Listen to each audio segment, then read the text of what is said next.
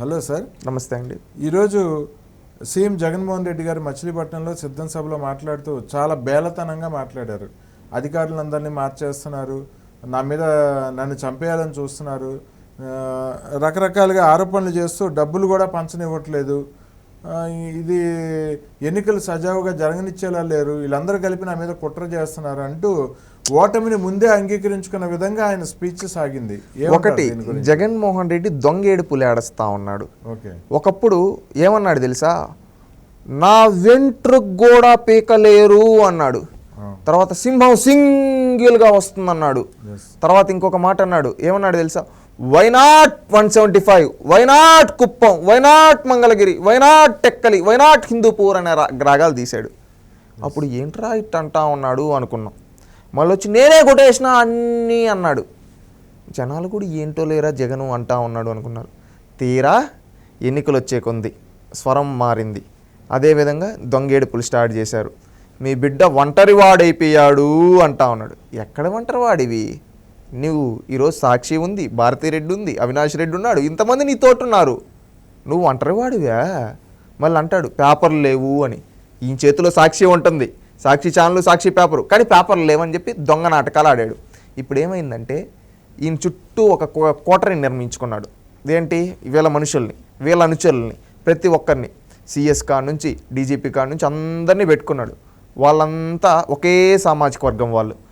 Election commission ఏమని చెప్పింది, ఎన్నికలు నిష్పక్షపాతంగా నడిపేయండి అని చెప్పింది. వీళ్ళు ఏం చేశారు, నడిపిలా.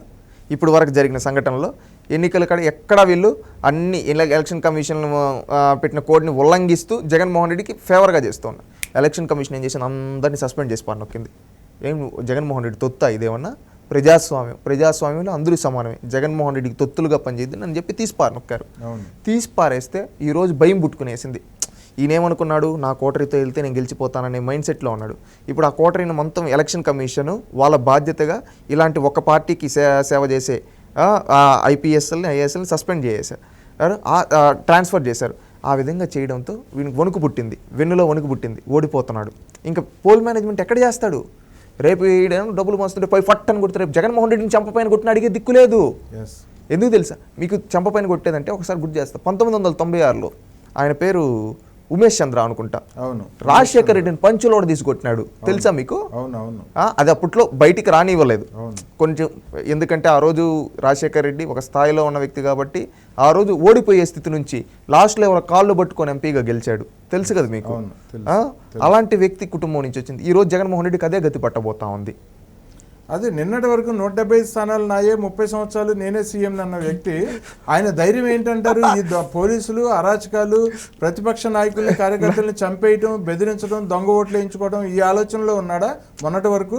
ఈ రోజేమో బేలగా మాట్లాడుతున్నాడు. నాకు నవ్వొస్తూ ఉందండి. ఎందుకంటే నీకు నిజంగా చిత్తశుద్ధి ఉంటే, ఎన్నికల్లో ఎవరుంటే అధికారులు లేకపోతే నీకు నిజంగా ప్రజల్లో ఉంటే ఇన్ని రోజులు అధికారులను పెట్టుకో మేనేజ్ చేద్దాం అనుకున్నాడు. అది కుదరటం లేదు కాబట్టి చేతులు ఎత్తేసాడు. ముందుగానే చేతులు ఎత్తేసాడు.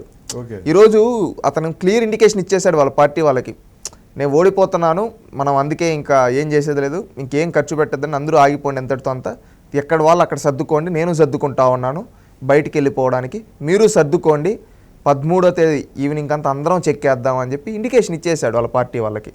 ఓకే అండి, మీరు చెప్పేదాన్ని బట్టి మాకు అర్థమవుతుంది ఏంటంటే వ్యవస్థల్ని, పోలీస్ వ్యవస్థని అడ్డం పెట్టుకొని అక్రమ దొంగ ఓట్లు ఇవి చేద్దాం అనుకున్నాడు, చేసి గెలుద్దాం అనుకున్నారు. అది కుదరలా. ఎందుకంటే ఇప్పుడు కసిరెడ్డి రాజేంద్రనాథ్ రెడ్డి కడప జిల్లా వ్యక్తి, జగన్మోహన్ రెడ్డి సొంత సామాజిక వర్గం వ్యక్తిని ఎలక్షన్ కమిషన్ ఇతను జగన్మోహన్ రెడ్డికి తొత్తులా పనిచేస్తున్నాడు, ఇలాంటోడు ఉంటే ఎన్నికలు సుస్పష్టంగా జరగవని చెప్పి లేపేశారు. ఆయన పేరుకి ఐపీఎస్ కానీ ఐఏఎస్ అంటారు జగన్మోహన్ రెడ్డి గారు.